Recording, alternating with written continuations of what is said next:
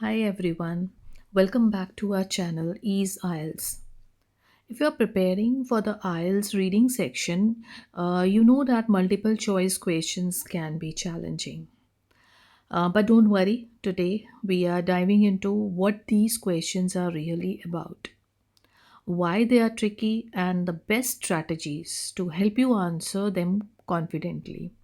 Whether you are aiming to boost your score or avoid common pitfalls, you are in the right place. So let's get started. सबसे पहले हम ये जान लेते हैं कि मल्टीपल चॉइस क्वेश्चंस आइल्स reading section में क्या होते हैं. Multiple choice questions in the IELTS reading uh, ask test takers to select the correct answer from a list of given options. एक क्वेश्चन दिया जाता है, उसमें से आपको एक ऑप्शंस आगे दिए जाती हैं, लिस्ट ऑफ ऑप्शंस दी जाती हैं, जिसमें से आपने एक करेक्ट आंसर ढूंढना होता है या दो करेक्ट आंसर्स को फाइंड आउट करना होता है. ये दो तरह में जा सकता है. एक तो पहले क्वेश्चन प्रॉम्प्ट क्या है, अ सेंटेंस और question that is not complete. एक ऐसा सेंटेंस होगा या एक ऐसा क्वेश्चन होगा जो कि कंप्लीट नहीं होगा, based on the reading passage, जो कि रीडिंग पैसेज के ऊपर बेस्ड होगा, with a list of possible answers, usually 3 और 4 चॉइसेस, जिसमें आपको 3 या 4 चॉइसेस दी जाएंगी. यू विल हैव द 3 और 4 चॉइसेस एंड पॉसिबल आंसर्स होंगे वो. तो आपको ये फाइंड आउट करना है, उसमें से आपको 1 और 2 आंसर्स का आंसर देना होगा. Answer choices, each question usually has 3 और 4 आंसर ऑप्शंस. आपके पास 3 या 4 जो ऑप्शंस होंगे, उसमें जैसे A B C D है, तो उसमें से but only one is the correct answer, और उसमें सिर्फ एक ही आंसर जो होगा वो आपका करेक्ट होगा. वो इस तरह से क्वेश्चन टाइप आता है, जैसे ये एग्जाम्पल शो कर रहे हैं. तो what did the 2006 discovery of the animal bone reveal about the Linux. तो ये आपको एक किसी पैसेज के क्वेश्चंस हैं, तो जो आपको दिखाई दे रहे हैं ये MCQ टाइप्स हैं. इसमें आपको एक क्वेश्चन पूछा गया है और आपके पास option, you have the 4 options over here ABCD, and you have to find out the answer one. और इसमें सिर्फ वन आंसर का ऑप्शन दिया, तो उसमें वन आंसर आपको ढूंढना है कि वो कौन सा है. तो इस तरह से होगा और आपके पास 4 ऑप्शंस होंगी. 15 जैसे ये है, what point does the writer make about predators in the third paragraph, and you have the options also. तो ये पॉसिबल आंसर्स आपको साथ में दिए हुए हैं, but you have to find out the correct answer. आपको एक जो करेक्ट आंसर होगा वो फाइंड आउट करना होगा. तो ये जो है क्वेश्चन टाइप्स होते हैं. अब जैसे यहाँ पे types of multiple choice questions कितने तरह के होते हैं. सिंगल आंसर होगा, candidate choose the correct answer from the options provided. एक सिंगल आंसर आपको फाइंड आउट करना होगा 4 ऑप्शंस में से. एंड मल्टीपल आंसर्स ऑल्सो, जिसमें से आपको हो सकता है कि वो कहें कि 2 आंसर्स आपको फाइंड आउट करने हैं उन ऑप्शंस में से. तो दो तरह के हैं, 2 types are there, single answer and multiple answers. ये आपको दो चीज़ें आ सकती हैं. जैसे ये है आपका question, what 2 pieces of information does the speaker give about the activities available at the hotel.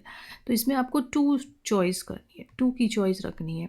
तो you have been given here A से लेके E तक ऑप्शंस आपके पास हैं, 5 ऑप्शंस हैं, and you have to find out 2 from there. तो वहाँ पे आपको उसमें से 2 आंसर्स ढूंढने हैं. So these are the multiple. अब यहाँ पे आपकी स्किल्स कौन सी इवेल्युएट होती हैं. स्किल्स आपकी जो इवेल्युएट होंगी वो होंगी scanning for information, finding specific details quickly. अब जहाँ भी आप आंसर्स को फाइंड आउट करोगे, तो इन्फॉर्मेशन जो है उसको स्कैनिंग करने की कैप स्किल जो है वो आपकी इवेल्युएट होगी. आप कितनी जल्दी उस पैसेज को पढ़ते हो और आपका करेक्ट आंसर निकल के आता है. अंडरस्टैंडिंग डिटेल्स, जब आप पैराग्राफ या पैसेज पढ़ रहे हो तो उसको आप जो उनकी उसमें डिटेल्स हैं वो कितना अंडरस्टैंड कर पा रहे हो, ये स्किल्स फाइंड आउट होंगी. आइडेंटिफाइंग मेन आइडियाज़, उस पैराग्राफ आपका मेन आइडिया क्या है, आप कैसे उसको फाइंड आउट कर रहे हो, तो वो आपका ये स्किल जो है वो फाइंड आउट होता है।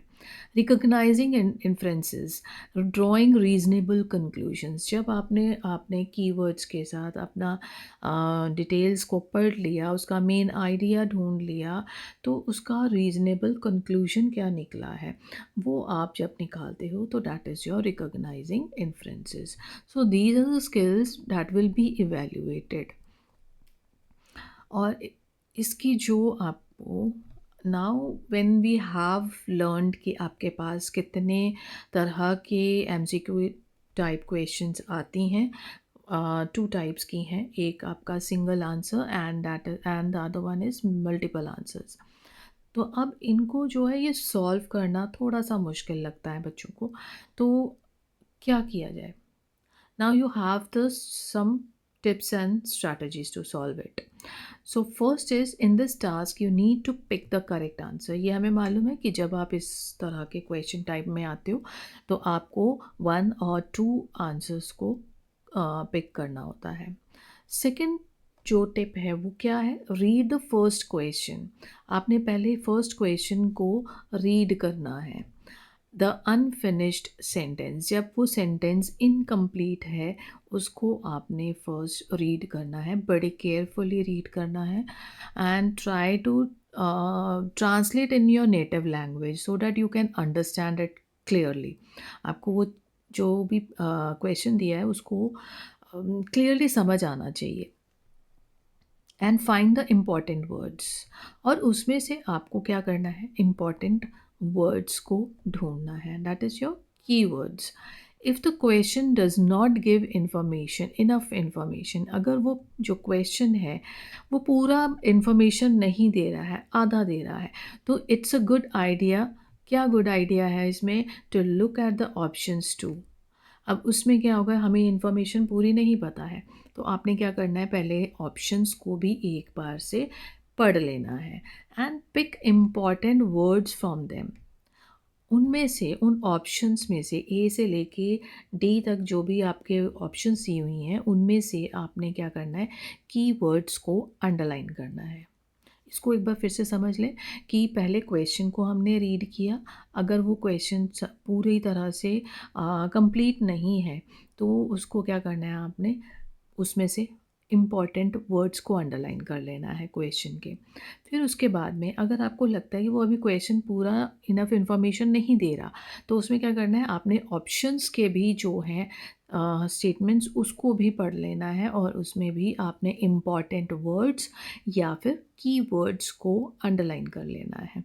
नाउ रीड द पैसेज, उसके बाद आप जाओगे पैसेज के ऊपर and use the important words, जो आपने क्वेश्चन में कीवर्ड्स को अंडरलाइन किया था उनके साथ आप पैसेज में जाओगे and find the relevant section, और जहाँ पर भी वो कीवर्ड्स के साथ आपको रिलेटेड मिलेगा वहीं आपने उसको थॉरोली रीड करना है। Read this part carefully. अब जो कीवर्ड्स मिले हैं, जहाँ मिले हैं, उसको अच्छी तरह से पढ़ो, compare it with each option one by one. अब आपने क्या करना है, जो ऑप्शंस आपको क्वेश्चन में दी गई थी उसके साथ कंपेयर करना है। तो जब आप वो कंपेयर करोगे तो आपने उसको ध्यान से करना है।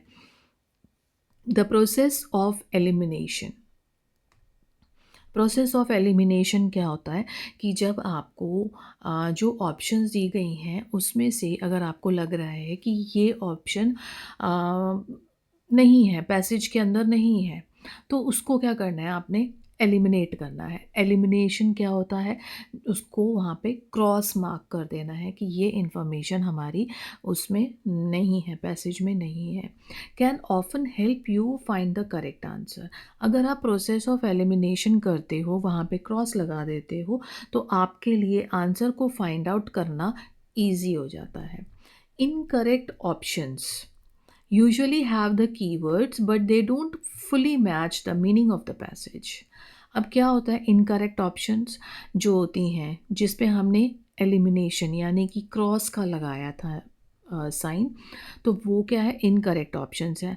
तो उसमें जब आपको क्या होता है कि कीवर्ड्स तो आपको मिल जाते हैं, कुछ कीवर्ड्स आपको मिल जाएंगे, लेकिन उसमें क्या होगा, पूरा जो पैसेज में मीनिंग है वो उसके साथ रेलिवेंटली मैच नहीं कर रहा होता। तो और मे बी पार्शली ट्रू और रॉन्ग, तो उसका आधा 50-50 जो आंसर है वो मिलता जुलता होगा। But we don't want 50-50%, we want full answer. तो वो उसमें क्या होगा, आपका प्रोसेस ऑफ एलिमिनेशन जो है वो वर्क करेगा। सो एलिमिनेट दीज ऑप्शंस, जो आपकी ऑप्शंस पूरी तरह से आपको आंसर नहीं फाइंड आउट करवा के दे रही है, उसको आप प्रोसेस ऑफ एलिमिनेशन लगा दो, यानी कि वहाँ पे आपका उसको रॉन्ग मार्क कर दो। Find the correct answer by matching the meaning. अब आपने जो क्वेश्चन को पढ़ा, उसको समझा, ऑप्शंस को पढ़ा, उसको समझा, उसमें से आपने क्या करना है, करेक्ट आंसर ढूंढना है, मैच द मीनिंग। जब आपको मीनिंग पता होगा कि क्वेश्चन और ऑप्शंस के क्या हैं, तो तभी आप पैसेज के जो जहाँ आपने लोकेशन फाइंड आउट की है उसको आप मैच कर पाओगे, उसको सही से निकाल पाओगे आंसर। तो correct answer by matching the meaning, not just the words. आपने सिर्फ कीवर्ड्स को देखकर ही आंसर नहीं मार्क करना है कि ये वाला आंसर है, नहीं, आपने क्या करना है, वो दोनों का, क्वेश्चन का और पैसेज का लाइन जो है उसको मैच करना चाहिए, और वो भी टोटली मैच करना चाहिए। Then it will be your correct answer. Do the same steps for the next questions. ऐसे ही आपने बाकी के क्वेश्चंस जो हैं वो आपने फाइंड आउट करने हैं, आंसर्स उनके फाइंड आउट करने हैं। The questions follow a sequence. ये जो क्वेश्चन टाइप है, जैसे ट्रू फॉल्स नॉट गिवन में हमने देखा था, वैसे ही इसमें भी है कि जो भी आंसर्स आपको मिलते हैं तो एक इनका सीक्वेंस होता है, माइट बी यहाँ पे, but the options might not be in order. तो जो ऑप्शंस होंगी वो आपको ऑर्डर में नहीं दिखेंगी कि ये इसके बाद ये है, इसके बाद ये है, इसके बाद ये है, नहीं, आपको क्वेश्चंस जो हैं वो जैसे नाइन्थ क्वेश्चन है, टेंथ क्वेश्चन है, उनके सीक्वेंस में मिल जाएंगे आंसर, लेकिन ऑप्शंस जो होंगी वो हमेशा ऊपर नीचे जा सकती हैं। तो you will have to read the options in the passage very carefully. Sometimes the last multiple choice question, जो भी आपका लास्ट मल्टीपल चॉइस क्वेश्चन होगा, will ask about the main idea. वो आपको मेन आइडिया के बारे में पूछ रहा होगा, और the overall meaning of the text. तो बहुत सारे क्वेश्चंस जो होते हैं उसके अंदर जो लास्ट वाला क्वेश्चन होगा आपका मल्टीपल चॉइस क्वेश्चन में, वो हमेशा ज़्यादातर जो होता है वो मेन आइडिया पूछ रहा होता है, या ओवरऑल मीनिंग कह सकते हैं हम, वो पूछ रहा होता है। तो रीड केयरफुली, क्वेश्चन को और पैसेज को अच्छी तरह से ध्यान से पढ़ना है। Pay close attention to the details, और जो भी क्वेश्चन में डिटेल्स दी हैं और पैसेज में उसके साथ जहाँ पे भी आपने लोकेशन फाइंड आउट की है, वो दोनों की आपको बहुत ही ध्यान से डिटेल्स को पढ़ना है। For this type of question details are more important. तो जो डिटेल्स होती हैं, जो बताया गया है वहाँ पे, वो बहुत ही इम्पॉर्टेंट होती हैं। हाईलाइट कीवर्ड्स, हाइलाइटिंग कीवर्ड्स जो है वो बहुत ही एक हेल्पफुल टेक्निक है। जैसे अब मैं भी यहाँ पे समझा रही हूँ, तो मैं एक अंडरलाइन करके समझा रही हूँ, तो इसमें से क्या हो रहा है कि हमारा जो फोकस है अंडरलाइन किए हुए वर्ड्स के ऊपर ही जा रहा है, हाईलाइट वर्ड्स के ऊपर ही जा रहा है ज़्यादा, तो वो आपको फोकस्ड रखता है। Find the part of the text related to the keywords. जब आप पैसेज के ऊपर जाते हो तो वो आपको कीवर्ड्स जहाँ पर भी होगी लोकेशन, वो फाइंड आउट करनी है, and understand it in context. और आपने क्या करना है, उसको अंडरस्टैंड करने की कोशिश करनी है कि क्या वो वाकई क्वेश्चन के साथ और या क्वेश्चन के ऑप्शंस के साथ कहीं मिलता जुलता है, रिलेट कर रहा है। तो this will help you pick the right answer, और ये क्या करेगा, आपको करेक्ट आंसर को पिक करने की प्रोविज़न देगा।